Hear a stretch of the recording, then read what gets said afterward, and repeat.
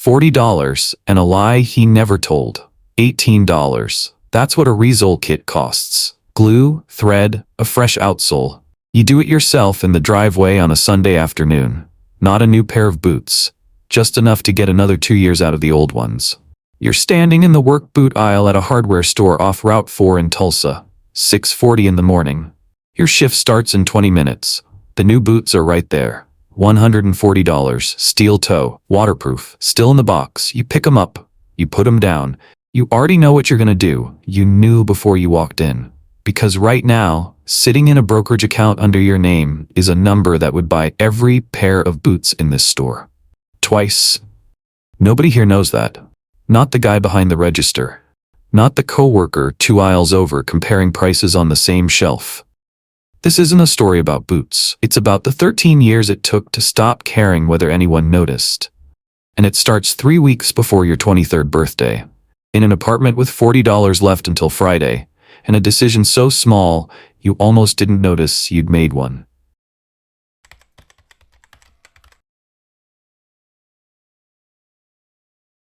Three weeks before your 23rd birthday, you're sitting on the floor of a one-bedroom apartment you share with a guy named Trent, whom you found on a college roommate app 2 years after neither of you were in college anymore. The floor, because the couch is Trent's, and the bed frame still feels like a purchase for a person you haven't become yet.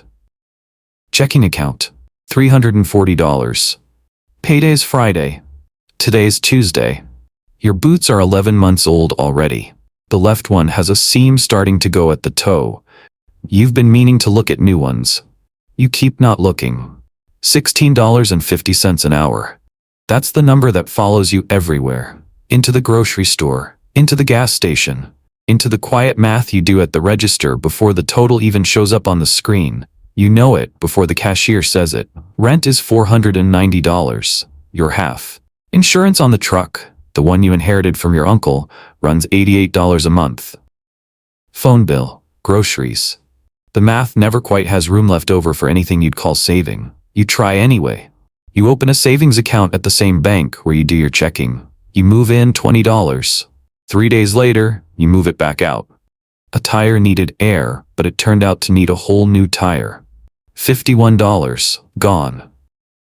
This is the part nobody warns you about at 23. Saving isn't hard because you're bad at math. It's hard because your income and your life are the exact same size. There's no gap between them for money to live in. You apply for a credit card that falls, not because you want debt, because Trent said you need one to build credit, and Trent, for all his faults, isn't wrong about that. The bank says no, not exactly no. They offer you a secured card instead. You put down $200 of your own money as collateral, and they let you borrow against your own $200 and charge you 23% interest if you carry a balance. You read the terms twice. You don't take it. Which means 3 months later, when the truck needs a new alternator, you can't put it on plastic. You take 4 extra shifts covering for a guy named Dante, who works the same floor as you at the warehouse, and who, unlike you, already has 2 real credit cards and a truck payment nobody asked him to explain. You're not jealous of Dante. You just noticed him. That's different. Then on a random Monday, on your lunch break, sitting in the break room with a sandwich you made at home because the vending machine felt like a luxury that day, you open an app on your phone. Not a savings app, an investment one. Somebody at the warehouse mentioned it in passing weeks earlier, and the name stuck somewhere in the back of your head without you deciding to remember it. It takes 11 minutes to open the account. You fund it with $40, money that was supposed to go toward new bootlaces and a tube of leather conditioner you'd been putting off buying. $40 into a total market index fund. That's it. That's the whole event. Nothing changes about how the apartment looks. Nothing changes about the sound the truck makes when it starts in the cold. Trent doesn't notice. Dante doesn't notice. You barely notice. But the following Friday, out of a habit you didn't call a habit yet, you did it again. $40. It isn't a plan. It's barely a decision. It's just a number that leaves before you can talk yourself out of keeping it. A lot of wealth starts with a number too small to explain to anyone else.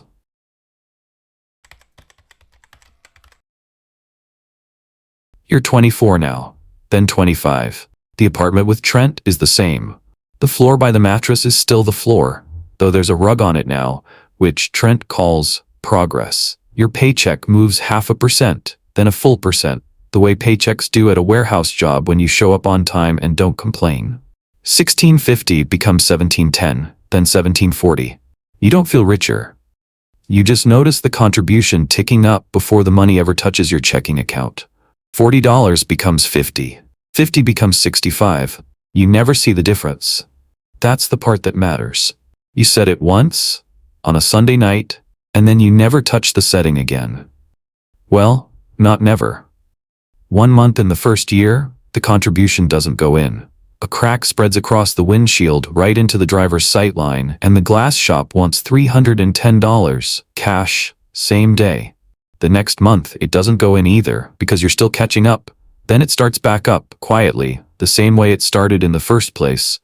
And this time, it doesn't stop again for a long while. Dante gets a raise that same spring, a good one. $2,000 a year roughly, spread across paychecks you'd never actually feel unless someone pointed at the number directly. Dante feels it immediately. He leases a truck, not used, new, chrome exhaust tips, the kind that turn heads in a gas station parking lot at 6:40 in the morning. Everyone on the floor claps him on the back. Nice truck, man. You earned it. Somebody says that exact sentence, earned it, like the truck itself is proof of something. Nobody says that to you on the Friday your contribution auto increases by $11. Nobody says anything because nobody sees it. There's no truck to admire. There's no parking lot moment. There's just a number in an account that only you check, going up by amounts too small to mention out loud. This is the part nobody explains to you at 24. The money that disappears the loudest gets the most applause. The money that disappears the quietest gets none at all. You don't resent Dante for the truck. He's not reckless. He works hard. And for a while, it makes him happy pulling into that lot every morning. That's real. You don't pretend it isn't. But you notice something about yourself around this time, something you can't fully explain yet, not even to Trent. You've stopped needing the applause. Not because you're stronger than anyone else, because the account is the only thing in your life right now where money keeps arriving in the same direction, week after week, whether you're watching it or not. What the balance does with it later is a different question. Right now, it's just the arrival that matters. By the end of that year, the account holds $2,050. You check it more than you'd admit to anyone. Not from anxiety, from something closer to disbelief. At 25, $2,050 will not change your life. You know that. You're not naive about it, but it's the first number in your adult life that grew because you decided it should, and kept growing whether you were watching or not. Nobody claps for the money that never shows up. You stop waiting for anyone to. You're 26 now, and something shifts. Not in you. In the way the bank looks at you. Your direct deposit has been landing every 2 weeks for 3 years straight. Same amount, give or take a shift differential. The same pattern, over and over, long enough that it stops looking like a paycheck and starts looking like something a computer somewhere can recognize. The maintenance fee on your checking account disappears for 1 month. You don't ask for it. You don't notice at first, not until you're reconciling the statement and realize the $12 that's been coming out every month for 3 years just isn't there anymore. You check the statement twice to be sure. It's real. The system saw your direct deposit hit a certain threshold, matched it against a rule somewhere in its database, and quietly stopped charging you for the privilege of keeping your own money. Nothing about you changed. Not your job, not your apartment, not the truck you still drive, the one with your uncle's old inspection sticker still in the glove box. The only thing that changed is a number the bank was watching that you didn't know it was watching. Then the letters start. Not the kind you got at 23, the ones that offered you a secured card in exchange for your own collateral. Real ones. A real credit card, unsecured, with your name printed in a slightly heavier font than they used to use. $2,000 limit. Interest rate that makes your eyes narrow when you read it, but a real limit. A real card, arriving in a mailbox that used to only get bills. You apply. It's approved in under 2 minutes. The same institution that told you no at 23 is now mailing you invitations at 26. You didn't become a different person. The pattern next to your name became a different pattern, and the bank responded to the pattern, not to you. Your account crosses $9,400 that October. Not because of one big decision. Because of $65, then $80, then $100 a paycheck, arriving on schedule, quarter after quarter, without ceremony. That same October, you also blow $400 on a deer rifle you use exactly twice, and then leave leaning in the back of a closet for the next 6 years. Discipline isn't the same thing as perfection. It just means the account keeps growing anyway, underneath whatever mistakes happen around it. There's no ceremony to any of it. Nobody throws you a party at $9,400. Dante doesn't know the number exists. Trent, who moved out that spring to live with his girlfriend, doesn't know either. That's the part nobody tells you about this stage. It isn't hard because it requires willpower. It's hard because it requires doing something remarkable by doing something completely unremarkable over and over for years, with no evidence yet that any of it is working. You notice Warren around this time, older guy, works the loading dock, has been at the warehouse longer than you've been alive in the workforce. He doesn't say much most days. One Tuesday, waiting on the same forklift, he glances at your boots, the same ones from 3 years ago, resoled twice now, and says, without much ceremony of his own, "Man who takes care of his boots usually takes care of everything else too." Then the forklift's free, and he walks off, and you don't clock it as advice. It doesn't feel like advice. It feels like an old man making a comment about footwear. You think about it for exactly 4 seconds before the shift swallows it whole. The bank didn't get nicer to you at 26. The bank got interested. There's a difference, and you're just starting to feel it.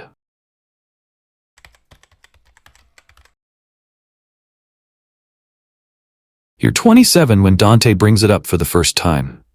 Not casually. He's been thinking about this for weeks, you can tell, because he's got numbers written on the back of a shipping manifest, and Dante doesn't write numbers down unless something's gotten under his skin. A food truck, specifically a smoked brisket truck, parked outside the stadium on game days and the brewery district on weekends. His cousin's got the recipes. A guy he trusts has a used truck for sale, kitchen already built out, $29,000. Dante wants a partner. He wants you. 50-50, he says, in the break room, sliding the manifest across the table like it's a business plan instead of a napkin with math on it. You put in half, I run it, we split it, you've got the money. I know you do. He's not wrong. It's been almost 2 years since that October at 26, and the number's grown steadily. Partly because a raise that spring pushed your contribution to $150 a paycheck. Partly because 2 decent years in the market did what 2 decent years sometimes do. The account crossed $23,800 that spring, and for the first time, somebody else in your life knows a number exists that you never said out loud. You don't say no right away. You take the manifest home. You sit at the kitchen table in the apartment you finally have to yourself, Trent long gone, and you actually run it. Truck maintenance. Fuel. A cousin's recipes are not a business. They're an ingredient list. Permits in 3 different jurisdictions because the truck moves between the stadium and the brewery district, and none of them issues the same license. Insurance for a mobile food operation, which turns out to run higher than either of you guessed. The numbers don't fall apart immediately. That's what makes it hard. If it were obviously bad, this would be easy. It isn't obviously bad. It's obviously uncertain, and Dante is asking you to put $14,500, more than half of everything you've built so far, into uncertainty. You think about the bank offering you a real credit card at 26 because your pattern looked consistent. You think about what $14,500 invested in something with an actual track record, going back nearly a century, would look like left alone for the next 15 years. Instead of parked in a kitchen on wheels that might not survive its first winter. You do the math on a Sunday night. At a conservative long-run average, that $14,500 could become somewhere around $45,000 over 15 years. Not guaranteed. Nothing about markets is guaranteed. But that's the shape of the alternative you're being asked to give up. You tell Dante no on a Thursday. He takes it fine. Better than you expected. He finds another partner, a guy from his cousin's church, and the truck launches that spring outside the stadium. It does well for 11 months.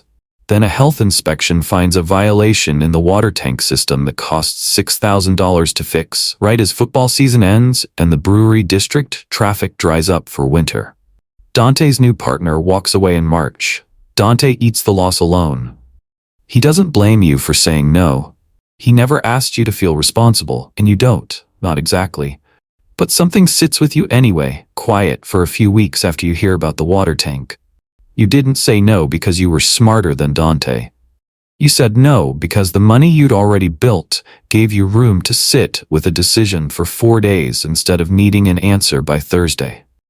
That's the part nobody explains about walking away from something that looks exciting. It rarely feels like courage in the moment.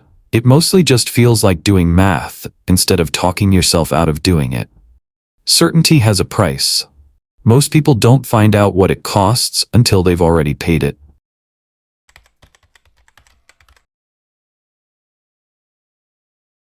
You're 29 on the Sunday morning when it happens. Still in bed, phone in one hand, the other arm asleep underneath you, scrolling before your alarm goes off.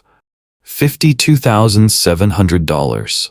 2 decent years in the market stacked on top of 2 years of steadily rising contributions. The kind of stretch that doesn't happen every year, and you already know better than to expect it again. You sit up. You look again. Same number. You expect to feel something enormous. Some kind of internal fireworks. A moment worth remembering the date of. You don't feel that. You feel the same way you felt at $9,400. Maybe slightly more awake, and that's the whole event. Nobody's in the room to see it. You don't take a screenshot. You get up and make coffee and go to work. And somewhere on the drive over, in the same truck with your uncle's old inspection sticker still stuck to the glove box, it occurs to you that $50,000 was supposed to feel like arriving somewhere. It doesn't.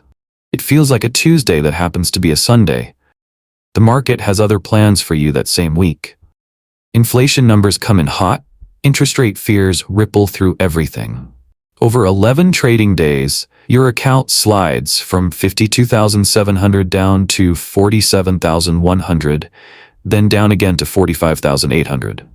There's a night, day 9 of the slide, where you open the app with your thumb already hovering over the sell button. Right there, ready. You look at it for maybe 40 seconds. Then you close the app instead. You stop refreshing the app around the 3rd day, not because you've mastered some Zen discipline about money. Because watching a number you can't control get smaller over and over in real time stops being useful information and starts being a way to make yourself feel worse, for no reason. Dante asks if you're getting killed out there, half joking, the way people ask about things they've heard about on the news but don't actually follow. You tell him you're fine. You mostly are. Your hands are a little cold anyway, if you're honest, which you're not with Dante. Here's what you understand now that you didn't understand at 23, back when you moved $20 into savings and moved it right back out over a flat tire. The drop is real. The value of what you own is genuinely lower right now. This isn't a trick of perception. But selling would lock that loss in for good. Waiting just means the number hasn't finished deciding what it's going to do yet. You don't sell. You don't do anything actually, which is the hardest kind of doing there is. Your contribution sits at $200 a paycheck by now, up from $150 the year before, and it goes in on schedule that Friday like it does every Friday, same as it has for 6 years, and because prices are lower, that same contribution buys more shares than it would have a month earlier. Nobody explains that part to you when you're starting out. A market drop isn't only a loss. For someone still buying every 2 weeks, it also means the same money buys more shares than it did last month. Whether the recovery comes fast, slow, or takes its time finding a bottom first, there's no guarantee attached to any of that. There's just the math of buying more of something while it's cheaper. The account crosses $50,000 again that March, 4 months after the dip started, and this time, it doesn't stop there. It keeps climbing past it, the way water keeps rising past a mark on a wall, as the whole dip happened to a different number entirely. Volatility is the price of admission. Risk is something else completely, and most people confuse the two their whole lives.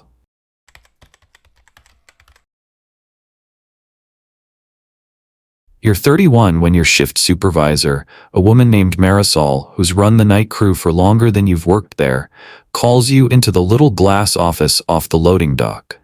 2 years have passed since that dip recovered. Contributions kept climbing, the market kept doing whatever the market does in the meantime, and somewhere in there, without any single dramatic month you could point to, the account quietly crossed $100,000 again. This time for good. She wants to offer you the overnight operations lead position. $9,200 more a year. A real number, the kind that would have made your hands shake at 23. There's a catch, and Marisol lays it out plainly because she respects you enough not to bury it. Overnight lead means overnight hours permanently, plus every other Saturday, plus a second site 25 minutes further out that reports through the same role. 3 years earlier, you'd have said yes before she finished the sentence.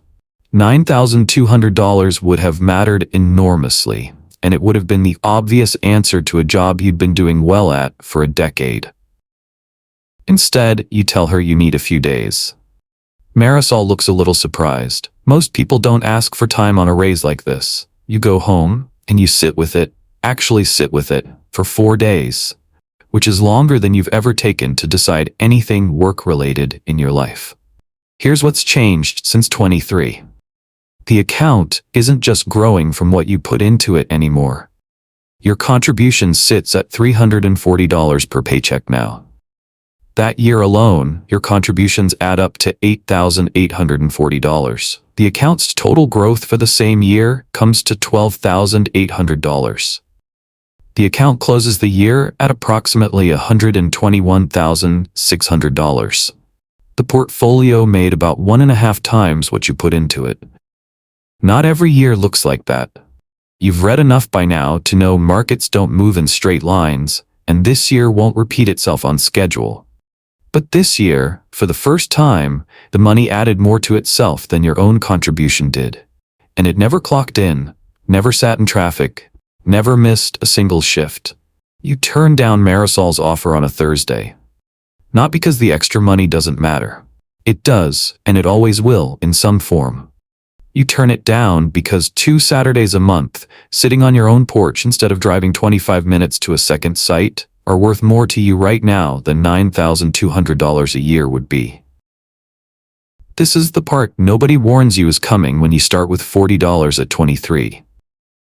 Freedom doesn't announce itself like a lottery win. It shows up as an ordinary Tuesday where you say no to something completely reasonable, for reasons that would have sounded insane to the version of you standing in that boot aisle 8 years earlier. Marisol doesn't push. She tells you the door stays open if you change your mind, and that's the end of the conversation, and you drive home that night in the same truck, past the same gas station, boots resoled a 3rd time that spring, feeling nothing you could point to and call victory. Just a quiet kind of relief that you can't fully explain to anyone who hasn't watched a small number turn into a decision-making tool over 8 years of Fridays. Freedom rarely announces itself. Most people miss the moment it arrives because it doesn't look like anything at all.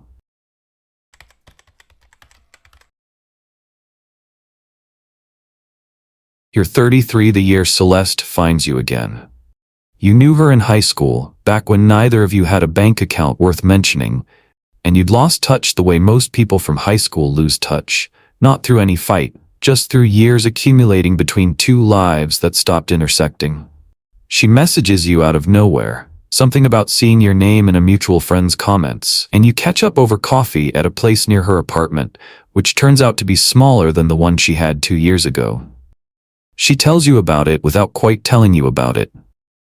Her hours got cut at the dental office where she works at the front desk.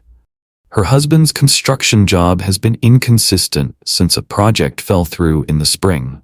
She laughs when she says it, the kind of laugh that isn't actually about anything funny.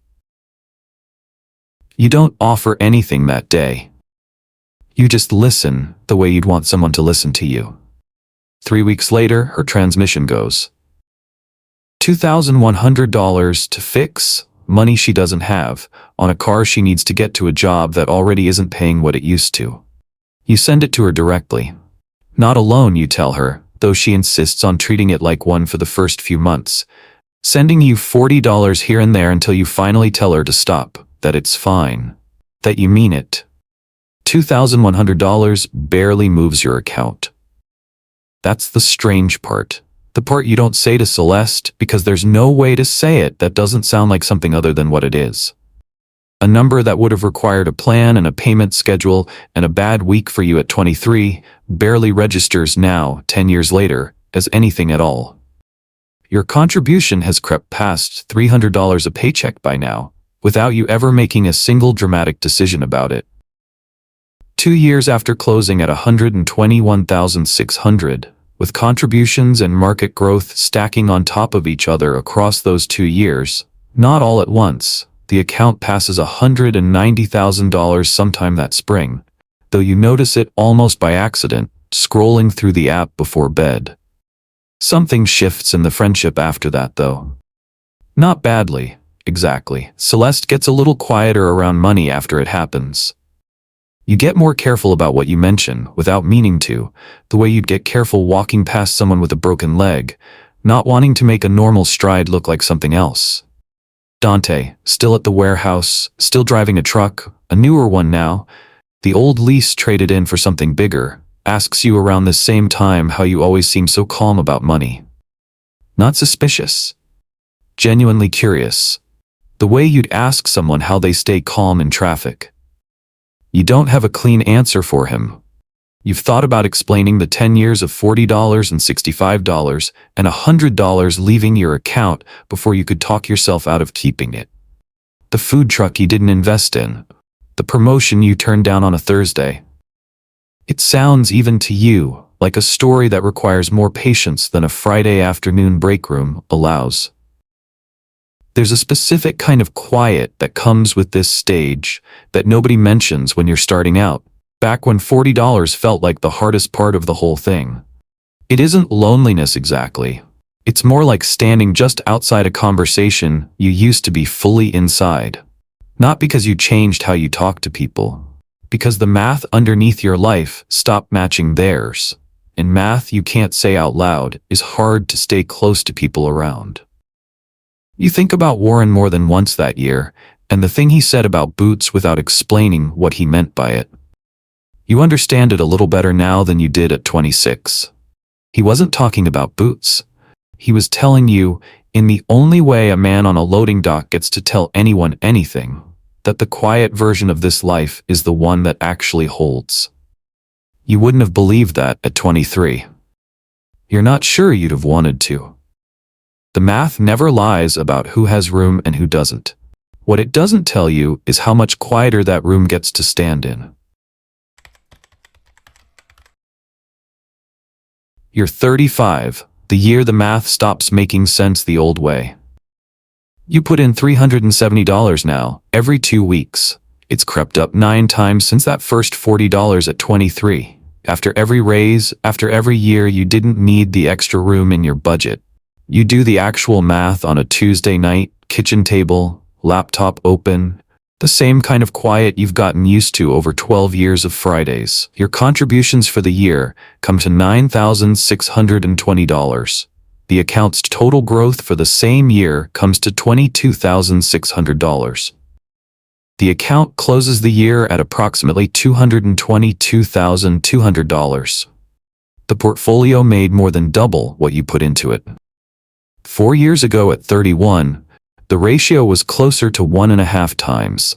It's not that the strategy changed, it's that the base got big enough that the same percentage produces a bigger number every single year, without you doing anything different at all. For 12 years, you were the only engine. Every dollar in that account arrived because you decided over and over not to spend it. Now there are two engines running. And the second one is starting to outpace the first, and it never gets tired, never asks for a raise, never needs 4 extra shifts to cover an alternator. That winter, the water heater in your apartment dies. $1,650 to replace it. Same day, cash, no plan required. 3 years earlier, that number would have needed a strategy. A credit card, a payment schedule, a bad week at minimum. Now it just needs a phone call to the landlord and a mildly annoyed conversation about scheduling a plumber. The emergency doesn't feel like an emergency. It feels like an inconvenience with a receipt attached to it. A younger guy starts at the warehouse that spring, 19, name's Ronnie, works the same dock Dante trained you on years back. Ronnie's got questions, the kind you used to have, about credit cards and whether a car loan is smart and what a 401k actually is beyond the letters on a form he signed without reading. You end up explaining it to him over a 15-minute break, and hearing yourself say it out loud for the first time in 12 years is strange. $40. Automated before you can spend it. Left alone for longer than feels reasonable. That's the whole thing. That's the entire secret. Ronnie looks at you like you're leaving something out. You're not. You watch him wait for the part where you tell him about the stock everyone's talking about, or the crypto thing his cousin got into, or some trick that made the difference. There isn't one. There was never one. It sounds too simple to be true, and that's exactly why almost nobody does it long enough for it to become true for them. You don't tell Ronnie about the boots. You don't tell him about Dante's truck, or the food truck you didn't buy into, or Marisol's office, and the Thursday you said no to $9,200 a year. There isn't time on a 15-minute break for 12 years, and some of it, you're starting to realize, only means anything if you lived through it yourself. Ronnie starts his own account that Friday, $40, same as you did. You don't know yet if he keeps it going. Most people don't, not because they can't, but because nothing rewards them for continuing on the months when nothing visible is happening. You hope he does. You don't check. The machine doesn't need an audience to keep running. It never did. It just needs you to stop watching for one. It's 6:40 in the morning again, a different Thursday, years later, and you're standing in the same aisle of the same hardware store off Route 4 in Tulsa. $18 for the Resole kit. The new boots are still right there on the shelf. A different model now, but the same idea. $165 this time. Steel toe. Waterproof. Still in the box. You pick them up, you put them down, your account, the one that started with $40 on a Monday lunch break 13 years ago, holds $281,400 now. Using a common 4% guideline, not a promise, just one rough way people think about it. A balance like that could support somewhere around $11,200 a year. A real portfolio doesn't move in a straight line though, and no year is guaranteed to look like the last one. Nobody at this hardware store knows any of that. Not the kid behind the register, younger than Ronnie was when he started his own account. Not the man 2 aisles over, comparing prices on work gloves. In a Silverado, you can see through the window that's newer and louder than Dante's ever was. You're not thinking about any of that standing here. You're thinking about your boots, the same pair, resoled 4 times now, and whether the leather's got one more winter left in it. It does. You already know it does. You've known it since you walked in. Warren retired 2 years ago. Sent off with a sheet cake and a card everyone on the floor signed, and a speaker playing something nobody chose. On his way out the door, box of thermoses and old safety citations balanced on one hip, he stopped by your station and said the same kind of thing he always said, without ceremony, like it barely mattered. A man who takes care of his boots usually takes care of everything else too. You understood it fully by then. You'd understood it for years, actually. Long before you could have explained it to anyone standing in a break room on a 15-minute clock. This was never a story about boots.